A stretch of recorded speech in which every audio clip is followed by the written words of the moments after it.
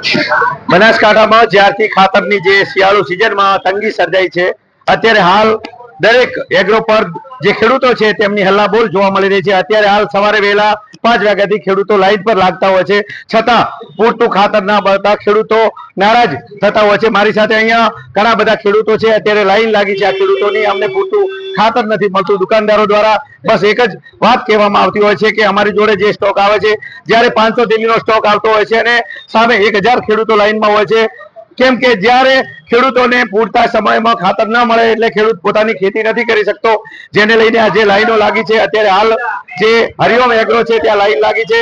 અહીંયા જે પ્રમાણમાં ખેડૂતોની લાઈન લાગી છે તે પ્રમાણમાં અહીંયા સ્ટોક જ નથી, તો દુકાનદાર કઈ રીતે આ ખાતર પૂરું પાડશે ખેડૂતોને? ત્યારે ખેડૂતોની શું માંગ છે? મારી સાથે ખેડૂતો જોડાયા છે, આપણે ખેડૂત સાથે વાત કરશું।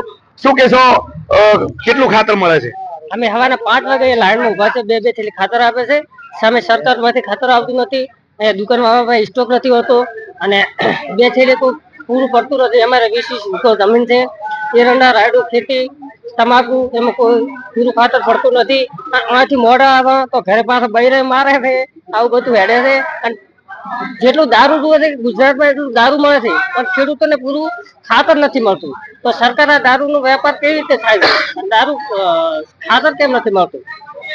એટલે સર થરાદના જે જિગ્નેશ મેવાણીના જે આક્ષેપો હતા કે ગુજરાતમાં દારૂ, ગાંધીના ગુજરાતમાં દારૂબંધી નથી, ત્યારે ખેડૂતો પણ હવે આક્ષેપ કરવા લાગે છે, કારણ કે ખેડૂતોને પૂરતા પ્રમાણમાં જે ખાતર નથી મળી રહ્યું, ત્યારે ખેડૂતો આક્ષેપ કરી રહ્યા છે કે ગુજરાતમાં ખેડૂતોને જે ખાતર નથી મળતું, પણ દારૂ જ્યાં જોવે ત્યાં મળે છે, જેની પાબંદી હોવા છતાં પણ ખેડૂતો આક્ષેપ કરે છે કે દિયોદરમાં પણ દારૂ મળે છે। આપ જોઈ રહ્યા છો આ દ્રશ્યો છે દિયોદર જે જેતળા ચોકડી છે ત્યાંના, અને ત્યાં આગળ ખેડૂતો ખાતર લેવા માટે લાઈનમાં લાગ્યા છે, પૂરતું ખાતર મળતું નથી, જેને લઈને હવે જે ખેડૂતો છે એ કંટાળ્યા છે અને સીધા જ દારૂ પર આક્ષેપો કરી રહ્યા છે। આપને હું બીજા ખેડૂત સાથે વાત કરાવીશ।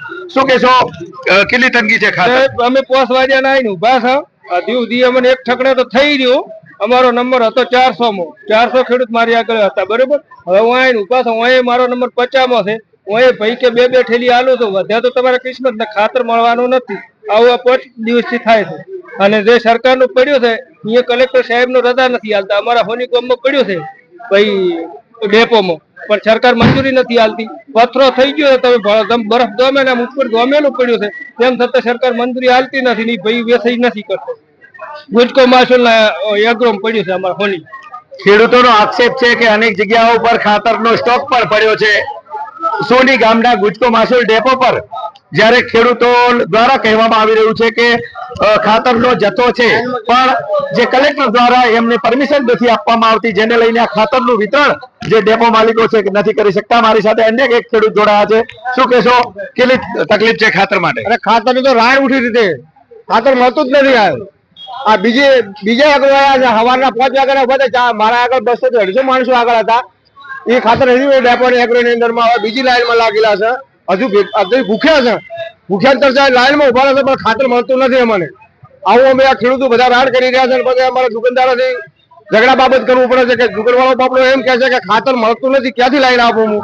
તો બબી થેલી અમને ખેડૂતોને વિતરણ કરીને આ ખાતર મને આપે છે। 2 વીઘામાં નાખે કે કદાચ 2.5 વીઘામાં ખાતર નાખે, પણ 10-10 વીઘાની અંદર ખાતર ક્યાંથી લાવવા અમે? આવું બધું અમારે સરકાર પાસે રાડ છે કે અમારા ખેડૂતોની અંદરમાં ખાતરનો સ્ટોક ઉતારે અને અમારા ખેડૂતોને બધાને ખેતી કમ્પ્લીટ પાકે અને અમને પાક મળે, આવું અમે સરકાર પાસે વિનંતી કરી રહ્યા છે। ખેડૂત મજબૂર છે, એક એગ્રો પર લાઈનમાં લાગે છે, 400 થેલીનો સ્ટોક હોય છે, ત્યારે આ ખેડૂતને જ્યારે 400 થેલી પૂરી થાય છે ત્યારે ખેડૂતને ખાતર નથી મળતું, ત્યારે સૌથી મોટી નિરાશા જાગે છે। અહીંયા ખેડૂતોની જે લાઈન લાગી છે, એક એગ્રો પરથી બીજી એગ્રો પર લાઈન પર પહોંચે ત્યારે ખેડૂત ત્યાંથી પણ એને ખાતર મળતું નથી, જેને લઈને ખેડૂતોમાં અત્યારે આક્રોશ જોવા મળી રહ્યો છે કે જ્યાં જે ડેપો છે ગુજકો માસુલના, ત્યાં ડેપો પર ખાતરના સ્ટોક પડ્યા છે, છતાં આ ખાતરનું વેચાણ કરવામાં નથી આવતું। એક મોટો સવાલ છે ખેડૂતો માટે। આપને આ સીધા દ્રશ્યો અમે દિયોદરના પેસાણા ચોકડી પર હરિઓમ એગ્રો પાસેથી બતાવી રહ્યા છીએ કે અહીંયા જે ખેડૂતો પહોંચ્યા છે, ખેડૂતોની હલ્લાબોલ જોવા મળી રહી છે, ખેડૂતો ખાતર માટે પડાપડી કરી રહ્યા છે। જગદીશ પડિયાર, બનાસ અપડેટ। ઓકે।